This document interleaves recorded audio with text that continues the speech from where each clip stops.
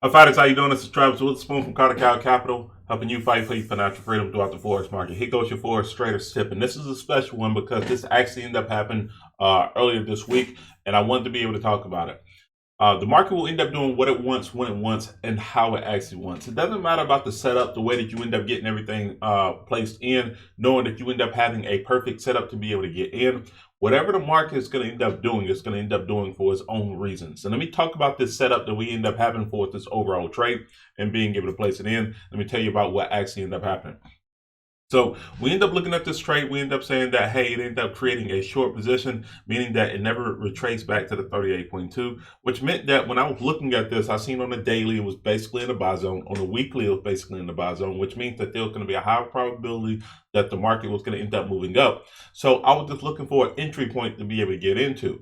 Based off of this overall move, what actually ended up happening was that because it had a short, I believe that the market was going to end up having a little bit of faltering right around the 127% of its overall move, or right around the 109.40 area to right around the 109.30 area. So I actually ended up placing my first trade right around this area when the market ended up making that move right there. That first move. At first, the market ended up popping down to the upside. Popping down. Then after that, it ended up popping towards the upside. So I scaled in on the trade when I ended up getting again right here. So my first trade was down here. My second trade that I ended up entering was right around 109.60. So I had two trades in at that particular point, and I just let them ride up from that point. So I had one trade right there.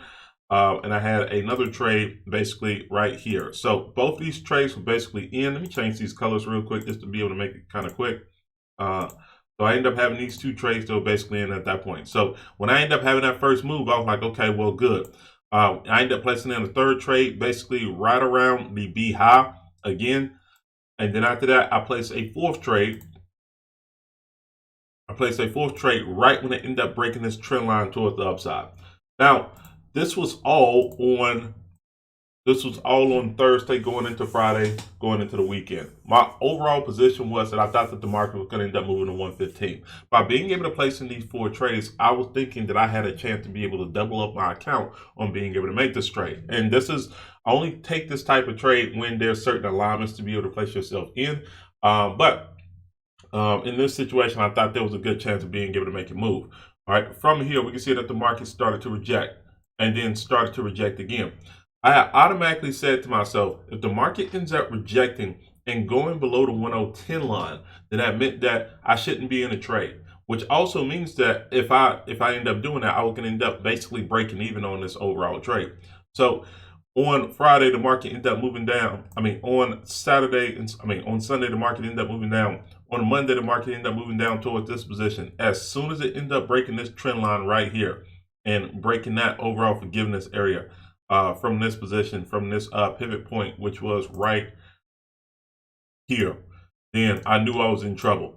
So market ended up taking me out, and then after that, it actually ended up going right back down to 108.77, which was the overall daily day extension from the move if it would have moved down to the downside. Now, by being able to get into these trades, I had two trades that was up and two trades that were basically down, which basically ended up canceling me out for an overall loss. Or basically, this is a break even. I'm calling it a loss because I had a chance to be able to make money on this one, but I didn't lose any money on this one.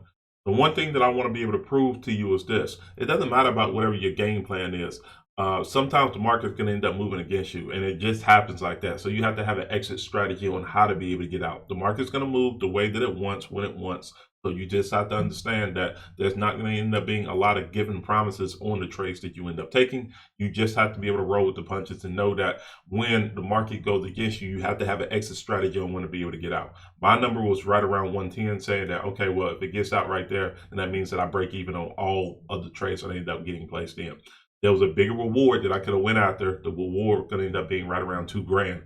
But in this case, I actually ended up breaking even for this overall trade. And then what you end up doing, moving on, taking a look at a different one. So hopefully they end up providing value for you.